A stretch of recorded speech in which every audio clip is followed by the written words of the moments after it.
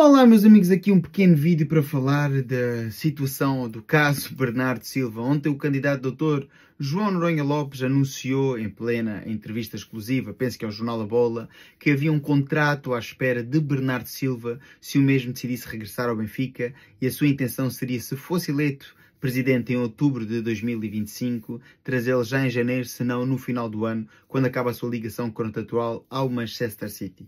Até aqui nada de mal. Perfeitamente normal, é campanha e é normal que os candidatos anunciem jogadores, interesse em jogadores ou em treinadores. O que eu não acho nada normal, e isto sim é uma crítica, é que o nosso treinador Bruno Lage, numa conferência de imprensa de antevisão da partida de amanhã, uma partida para o campeonato, vá falar de um caso que no mínimo incumbe às pessoas envolvidas nas eleições. Acho que Bruno Lage não tem que falar dessas coisas. Acho que se lhe foi perguntado, sim, teria que responder com educação, que estava ali para falar de futebol e da partida com o Santa Clara.